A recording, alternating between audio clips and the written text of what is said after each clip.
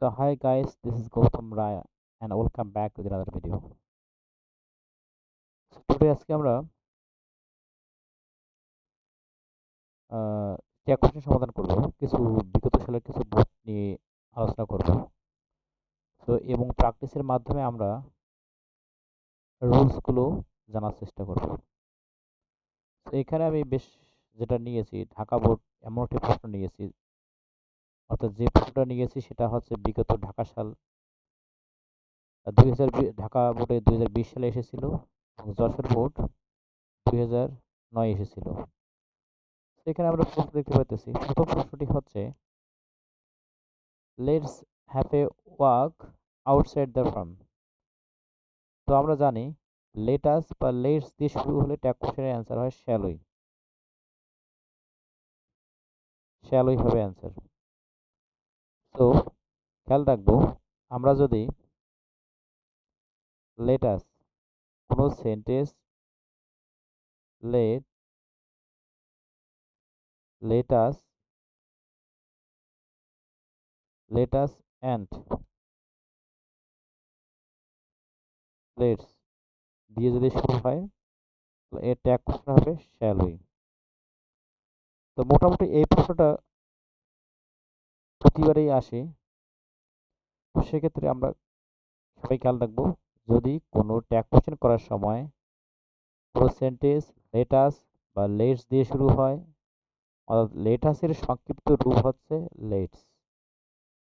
এই লেটাস বা লেটস দিয়ে যদি কোনো ট্যাগ কোশ্চেনের ক্ষেত্রে কোনো প্রশ্ন শুরু হয়, সেক্ষেত্রে আমাদের অ্যান্সারটা হবে শ্যালই।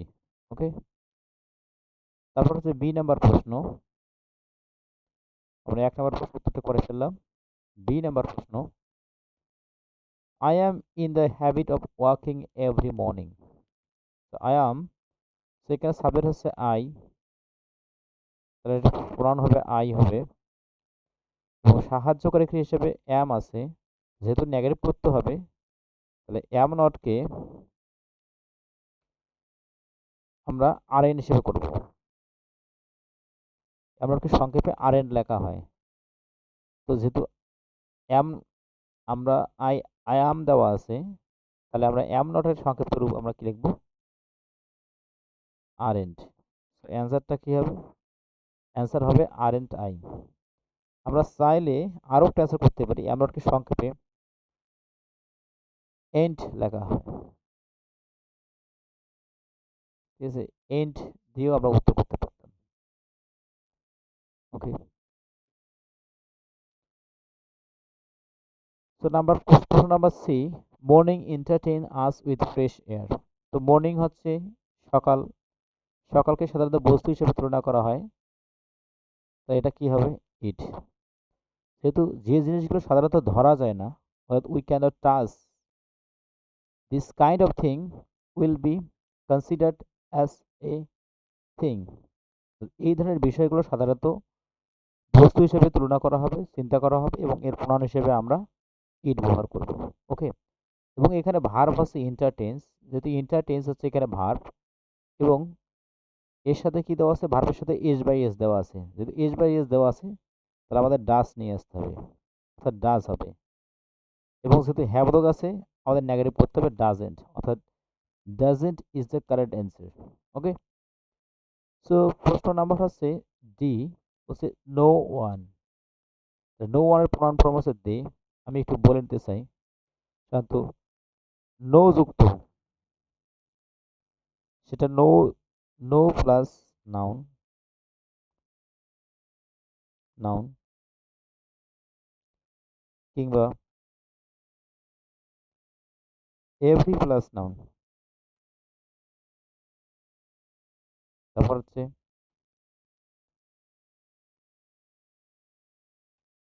তাহলে no plus noun, every plus noun, কিংবা বডি যুক্ত,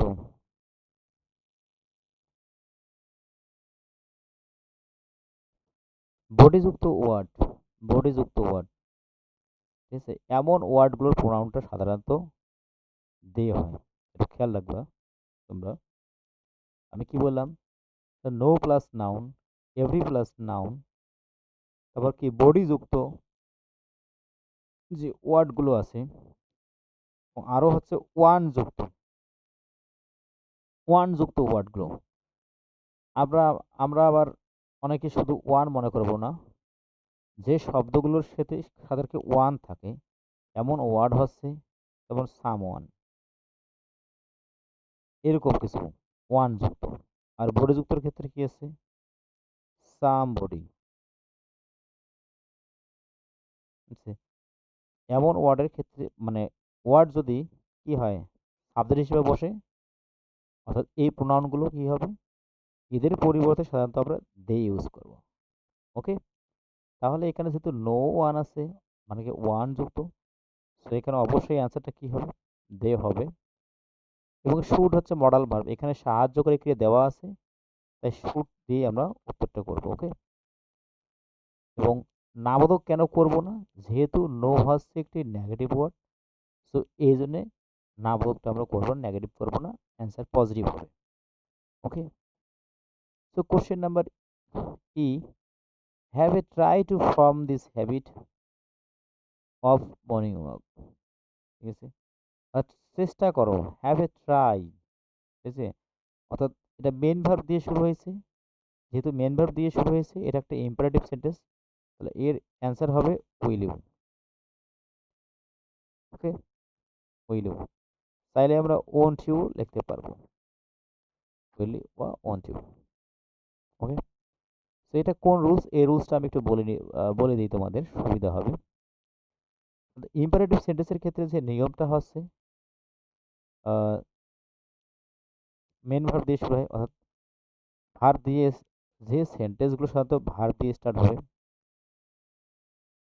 ভার্ব প্লাস আদার্স, এই সেন্টেন্সগুলো সাধারণত ইম্পারেটিভ হয়। ওকে, তারপর কি হবে, অলওয়েজ দিয়ে শুরু হবে, অলওয়েজ, তারপর প্লিজ,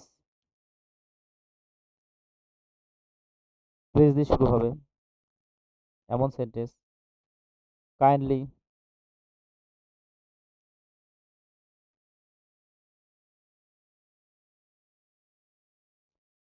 কাইন্ডলি দিয়ে শুরু হলে ইম্পারেটিভ হবে, ডু নট, ডু নট কিংবা ডোন্ট,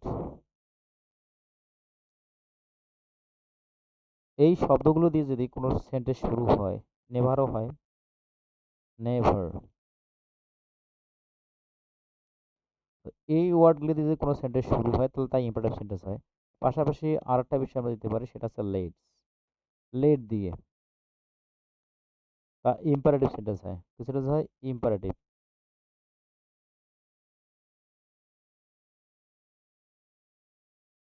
সেন্টেন্স,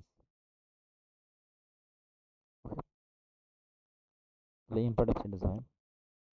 তো এই ইম্পারেটিভ সেন্টেন্সের ট্যাগ কোশ্চেন যেটা হচ্ছে কি, যে যদি লেটাস বা লেটস দিয়ে শুরু হয় তাহলে শ্যালই হবে। আমরা এই বিষয়টা কিছুক্ষণ আগেই জেনেছি, খেয়াল রাখবো। ইম্পারেটিভ সেন্টেন্সের ক্ষেত্রে সাধারণত এই যদি verb plus others, always, please,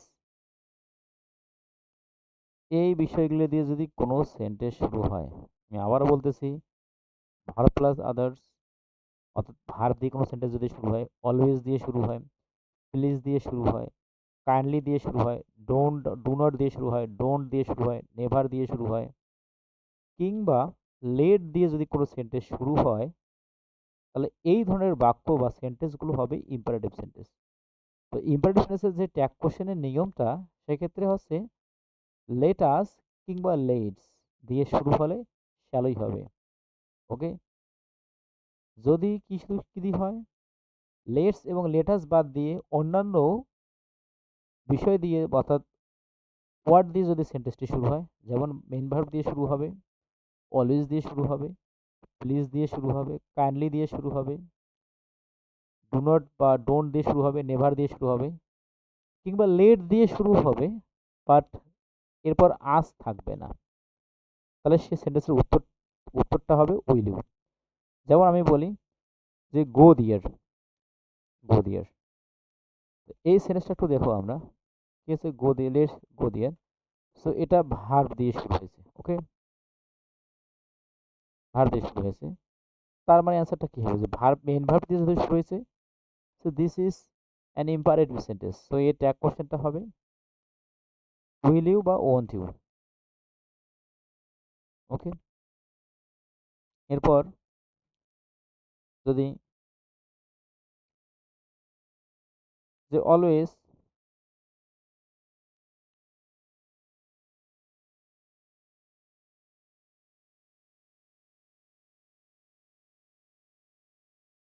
always speak the truth, always দিয়ে যে কোনো সেন্টেন্স শুরু হয় তার ট্যাগ কোশ্চেনটা কি হবে, তাহলে সেম কি হবে,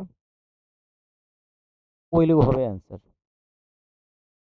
ওকে, তো আমি আশা রাখি বিষয়টা বুঝতে পেরেছি। এরকম প্লিজ দিয়ে শুরু হয়, কাইন্ডলি দিয়ে শুরু হয়, ডু নট, ডোন্ট কিংবা নেভার দিয়ে যদি কোনো সেন্টেন্স শুরু হয়, তাহলে আমাদের সবগুলোর উত্তর হবে কি উইল ইউ। বাট যদি লেট আস দিয়ে শুরু হয়, লেটস বা লেট আস দিয়ে যদি কোনো সেন্টেন্স শুরু হয়, তো এর ট্যাগ কোশ্চেন হবে লেট আস গো দিয়ার। তাহলে ট্যাগ কোশ্চেন হবে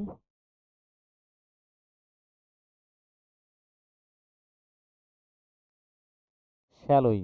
কিছুক্ষণ আগে আমরা এই বিষয়টা জেনেছি যে লেট আস বা লেট দিয়ে শুরু যদি কোনো সেন্টেন্স শুরু হয়, তাহলে এর ট্যাগ কোশ্চেনটা হচ্ছে শ্যাল উই। ওকে, বাট যদি অনলি লেট দিয়ে শুরু হয়, যে লেট মি ডু ইট, তাহলে তখন কি হবে, সেক্ষেত্রে আমাদের খেয়াল রাখতে হবে, সেক্ষেত্রে আমরা উইল ইউ দিয়ে উত্তর করব। ওকে, তাহলে যে বিষয়টা আমরা জানলাম, ইম্পারেটিভ সেন্টেন্সের ক্ষেত্রে লেটাস বা লেটস দিয়ে কোনো সেন্টেন্স শুরু হলে তার ট্যাগ কোশ্চেন হয় শ্যাল উই, বাট আদার্স বা অন্যান্য ক্ষেত্রে উইল ইউ দিয়ে উত্তর করলেই চলবে। ওকে, তো আমি আশা রাখি তোমরা এই বিষয়টা বুঝতে পেরেছো। তো আমরা পরবর্তী কোশ্চেনে চলে যাই। এই প্রশ্নটা রাজশাহী বোর্ড 2020 সালে এসেছিল। তো এখানে আমরা দেখব একটি গুরুত্বপূর্ণ প্রশ্ন রয়েছে, এখানে আমরা একটা গুরুত্বপূর্ণ বিষয় শিখব। সে বিষয়টা হচ্ছে you surely fail if you, প্রশ্নটি মনে একটু ভুল আছে, if you fail to plan, অর্থাৎ তুমি শিওরলি ফেল করবে যদি তুমি প্ল্যান করতে ব্যর্থ হও। তাহলে এখানে যে মেন বিষয়টা হচ্ছে, দুটা বাক্য রয়েছে, এখানে একটি সেন্টেন্স রয়েছে,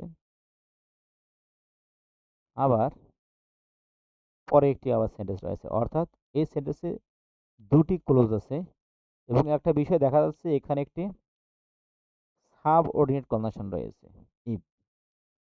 এক্ষেত্রে কি হবে, সাধারণত যে সেন্টেন্সগুলোর ক্ষেত্রে সাব অর্ডিনেট কন্ডিশন থাকে সেই ধরনের ক্লোজের ক্ষেত্রে, অর্থাৎ যে ক্লোজটির সামনে সাব অর্ডিনেট কন্ডিশন থাকবে ওই ক্লোজের ট্যাগ কোশ্চেন করা যাবে না।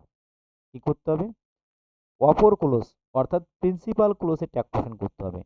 যেহেতু এখানে if you fail to plan এই অংশের সামনে ইফ একটি সাব অর্ডিনেট কন্ডিশন দেওয়া আছে, so this is a sub ordinate close. তো যেহেতু এটি একটা সাব অর্ডিনেট ক্লোজ, সো আমরা এই ক্লোজের ট্যাগ কোশ্চেন করব না। কি করব, আমরা অপর যে ক্লোজ অর্থাৎ প্রিন্সিপাল ক্লোজ সেই ক্লোজের ট্যাগ কোশ্চেন করব। তাই এখানে সাবজেক্টটি কি আছে, ইউ রয়েছে, এবং ভার্ব হচ্ছে এখানে ফেল। যেহেতু ফেল হচ্ছে এখানে ভার্ব, তাহলে ভার্বের প্রেজেন্ট ফর্ম দেওয়া আছে, কোনো এখানে অক্সিলিয়ারি ভার্ব নাই, তাহলে কি হবে, ডু হবে, হ্যাঁ বোধক আছে, না বোধক করতে হবে, ডোন্ট, সাবজেক্টটা হবে কি ইউ, অর্থাৎ এই প্রশ্নের উত্তর হবে ডোন্ট ইউ। তো নেক্সট কোশ্চেন হচ্ছে, a good plan scarcely lets you fail. তো এই বাক্যের সাবজেক্টটা হচ্ছে a good plan, this is subject, এবং এখানে ভার্ব হচ্ছে লেটস। ওকে, এবং scarcely this is a negative word, so আমরা নেগেটিভ করবো না, অ্যাফার্মেটিভ করতে হবে। যেহেতু লেটস ভার্বের সাথে এস বাই এস দেওয়া আছে, সো আমাদের ডাজ আসবে, ডাজ। ওকে, এবং যেটা হবে এবং আ গুড প্ল্যান, যেহেতু আমরা এই প্ল্যানটাকে টাচ করতে পারতেছি না, so it's a uncountable noun, but কাউন্টেবলও বটে একটা গুড প্ল্যান, কিন্তু বাট ইটস, আমরা এই বিষয়টাকে থিং হিসেবে চিন্তা করব, যেহেতু থিং হিসেবে চিন্তা করব, সো কি হবে, ইট হবে প্রোনাউন। নেগেটিভ কেন হবে না? এই কারণে নেগেটিভ হবে না, because there is a negative word, that's scarcely. ওকে,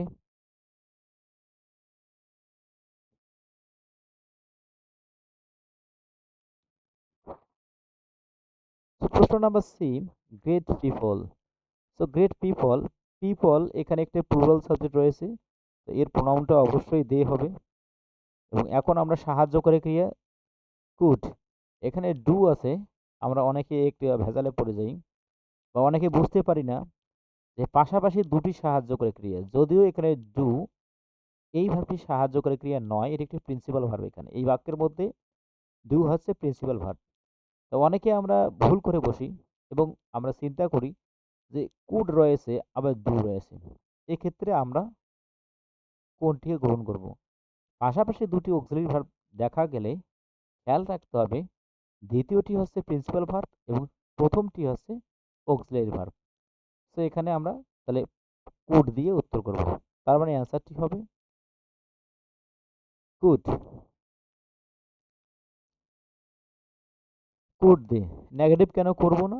কারণ এখানে একটি নেগেটিভ ওয়ার্ড রয়েছে নাথিং, নাথিং যেহেতু একটি নেগেটিভ ওয়ার্ড, সো আমরা এটিকে নাবোধক করব না, তাহলে অ্যান্সারটা হচ্ছে কি কুড দিয়ে। তো প্রশ্ন নাম্বার ডি, ডি নাম্বার প্রশ্নে বলছে future also dare not fail a well planned effort. তো এখানে সাবজেক্ট হচ্ছে কি ফিউচার, তো ফিউচারটা যেহেতু দিস ইজ আনটাস, তো আমরা প্রনাউন হিসেবে নেব কি ইট নেব, থিং হিসেবে চিন্তা করব, এবং ডেয়ার নট, তো ডেয়ার হচ্ছে যেহেতু এখানে সাহায্যকারী ক্রিয়া অর্থাৎ মডাল ভার্ব, তাহলে আমরা ডেয়ার দিয়ে উত্তর করব, নট বসাবো না, কারণ এখানে নেগেটিভ করা আছে, অর্থাৎ নট দেয়া রয়েছে। ওকে, সো প্রশ্ন নাম্বার ই, সো, তো সো এর পর যেহেতু কমা আছে, সো এর সাথে আমাদের কোনো সম্পর্ক নেই এবং this is not a verb. Plan before proceed, ঠিক আছে, তাহলে এখানে এই সেন্টেন্সটি ভার্ব দিয়ে শুরু হয়েছে, অর্থাৎ প্ল্যান, প্ল্যান মানে পরিকল্পনা করো, ভাবো, বিফোর প্রসিড, ঠিক আছে, অর্থাৎ যাওয়ার আগে ভাবো বা কোনো কিছু করার আগে ভাবো, অর্থাৎ লুক বিফোর ইউ লিভ, অনেকটাই হচ্ছে আমরা কি কথায় বলি না, লুক বিফোর ইউ লিভ, অর্থাৎ ভাবিয়া করিও কাজ, করিও ভাবিও না, ঠিক like that, plan before proceed. তাহলে এখানে প্ল্যান ভার্ব দিয়ে শুরু হয়েছে, so this is imperative sentence, an imperative sentence, so এখানে কি হবে, উইল ইউ। কেন উইল ইউ হলো? কিছুক্ষণ আগেই আমরা জানলাম যে ইম্পারেটিভ সেন্টেন্সের ক্ষেত্রে দুটি উত্তর দিয়েই দুটি উত্তর হয়, একটি হচ্ছে যদি লেটস বা লেটাস দিয়ে উত্তর প্রশ্ন হলে শ্যালোই হবে, এবং বাকি আদার্স ক্ষেত্রে আমরা যেটা করব সেটা আমরা উইল ইউ দিয়ে উত্তর করব। ওকে, অনেক ক্ষেত্রে ক্যান্ট ইউ বা ওয়ন্ট ইউ ব্যবহার করা যায়, তবে আমরা উইল ইউ দিয়ে উত্তর করব। প্রশ্ন নাম্বার 3, এটি কুমিল্লা বোর্ড 2020 এসেছিল, দিনাজপুর 2020 এবং যশোর বোর্ড 2017। ওকে, তো চলো শুরু করা যাক। প্রশ্ন নাম্বার এ বলছে the freedom fighters are the real heroes, তাহলে এখানে আর হচ্ছে এখানে অক্সিলারি ভার্ব এবং দ্য ফ্রিডম ফাইটার্স এবং fighters, so this is a plural subject. Okay, তার মানে এখানে অ্যান্সারটা হবে প্রোনাউন হিসেবে কি আসবে, দে হবে, কেন প্লুরাল সাবজেক্ট, এবং আর যেহেতু অক্সিলারি ভার্ব দেয়া রয়েছে, সো অ্যান্সার কি হবে, আরেড, আরেড দে হচ্ছে অ্যান্সার এই প্রশ্নের। ওকে, তারপর হচ্ছে বি নাম্বার প্রশ্ন, নাথিং ইজ গ্রেটার দ্যান দিয়ার স্যাক্রিফাইস। সো নাথিং, এখানে একটু বলে নেই, খেয়াল রাখবো আমরা, থিং যুক্ত, থিং, থিং অ্যাডেড ওয়ার্ড। ওকে, যে ওয়ার্ডগুলো থিং যুক্ত, অর্থাৎ থিং কথাটা আছে, এমন হচ্ছে কি এভরিথিং, এভরিথিং,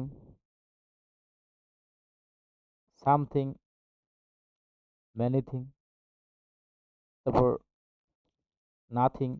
তা এদের প্রোনাউন হিসেবে যেটা হয় সেটা হচ্ছে ইট হয়, কিংবা থিং যুক্ত নয়, বাট বিষয়টি হচ্ছে থিং মানে বস্তু জাতীয় জিনিস, এমন ক্ষেত্রে প্রোনাউন ইট হবে।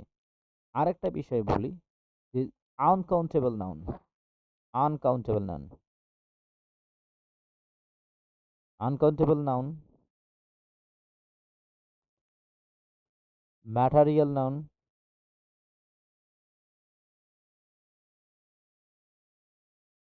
ম্যাটারিয়াল নাউন এবং অ্যাবস্ট্রাক্ট নাউন।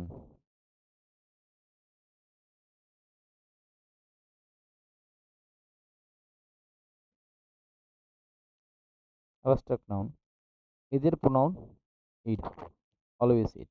ওকে, সো যেহেতু এটা থিং যুক্ত আছে নাথিং, তাহলে এর প্রোনাউন ইট হবে এবং সাহায্যকারী ভার্ব, অক্সিলিয়ারি ভার্ব এখানে দেয়া রয়েছে, এবং উত্তরটা হবে ইজ ইট। নট কেন বসবে না? কারণ এখানে নাথিং হচ্ছে নেগেটিভ ওয়ার্ড। ওকে, সো সি নাম্বার প্রশ্ন, দেয়ার contribution for our country will always be remembered. তো এখানে ভার্ব হচ্ছে উইল, উইল হচ্ছে ভার্ব। তো প্রশ্নটি হচ্ছে their contribution for our country, সাবজেক্টটি একটি বিশাল সাবজেক্ট এখানে রয়েছে। এই ধরনের বাক্যে সাবজেক্ট যদি কোনো ধরনের বাক্যে সাবজেক্ট যদি অনেকটা বড় মনে হয়, সেক্ষেত্রে আমাদের হেড ওয়ার্ড বের করতে হবে। ওকে, তো এই বাক্যের হেড ওয়ার্ড এখানে প্রিপোজিশন কি ফর দেওয়া আছে, তাহলে প্রিপোজিশনের সামনে যে আছে দেয়ার কন্ট্রিবিউশন, তাহলে এই কন্ট্রিবিউশন এইটি হচ্ছে এই বাক্যের হেড ওয়ার্ড। তো একটা কথা আমাদের মনে রাখতে হবে, যদি সাবজেক্ট কখনো বড় হয় সেক্ষেত্রে এবং সাবজেক্টের মধ্যে যদি কোনো প্রিপোজিশন থাকে, সেক্ষেত্রে প্রিপোজিশনের সামনের ওয়ার্ডটি হবে ওই সাবজেক্টের হেড ওয়ার্ড, এবং ওই হেড ওয়ার্ডটা যদি সিঙ্গুলার হয় তাহলে সিঙ্গুলার সাবজেক্ট হবে, যদি প্লুরাল হয় প্লুরাল সাবজেক্ট হবে। সরি, হেড ওয়ার্ডটা যদি সিঙ্গুলার হয় তাহলে সিঙ্গুলার প্রোনাউন হবে, আর হেড ওয়ার্ডটা যদি প্লুরাল হয় তাহলে প্লুরাল প্রোনাউন হবে। তাহলে এখানে কন্ট্রিবিউশন, কন্ট্রিবিউশন মানে হচ্ছে অবদান, যেহেতু দিস ইজ আনকাউন্টেবল, সো এটা কি হবে, প্রোনাউনটা ইড হবে।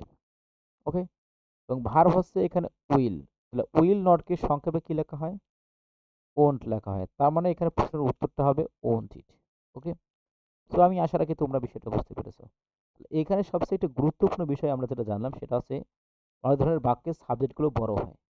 এই ধরনের বড় বাক্যের সাবজেক্ট যদি বড় হয়, সেক্ষেত্রে আমরা করব কি, যদি সাবজেক্টের মধ্যে প্রিপোজিশন থাকে তো সেক্ষেত্রে আমরা প্রিপোজিশনের সামনেরটাকে হেড ওয়ার্ড ধরবো, এবং এই হেড ওয়ার্ডটা যদি সিঙ্গুলার হয় তাহলে সিঙ্গুলার প্রোনাউন হবে, এবং যেহেতু এটা বস্তু তাহলে ইট, এবং যদি প্লুরাল হতো তাহলে আমরা দি বসাতাম। ওকে, তো আমি আশা রাখি তোমরা বুঝতে পেরেছো।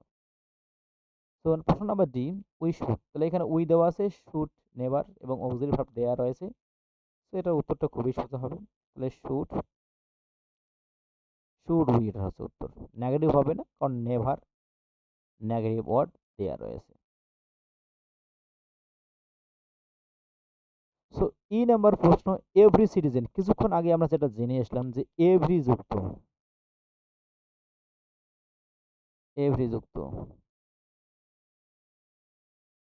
হ্যাঁ, এই এভরি প্লাস নাউন এর প্রনাউন হিসেবে কি বসে, দে বসে। তার মানে এই প্রশ্নে আমাদের যেটা হবে, যেহেতু এভরি সিটিজেন, তো কি হবে, দে হবে, দে। এবং এখানে হচ্ছে সাহায্যকারী ভার্ব হচ্ছে মাস্ট, এবং এখানে দেখো আরেকটা বিষয় হ্যাভ রয়েছে, কিন্তু মাস্ট অক্সিলারি ভার্ব, আবার হ্যাভও হচ্ছে অক্সিলারি ভার্ব। সেক্ষেত্রে আমি কিছুক্ষণ আগে সেটা বলছিলাম যে পাশাপাশি দুটি অক্সিলারি ভার্ব থাকলে দ্বিতীয়টি হচ্ছে মেন ভার্ব, এবং মাস্ট হচ্ছে এখানে অক্সিলারি ভার্ব। তো মাস্ট দিয়ে আমাদের উত্তর করতে হবে, অর্থাৎ প্রথমটি দিয়ে আমাদের উত্তর করতে হবে।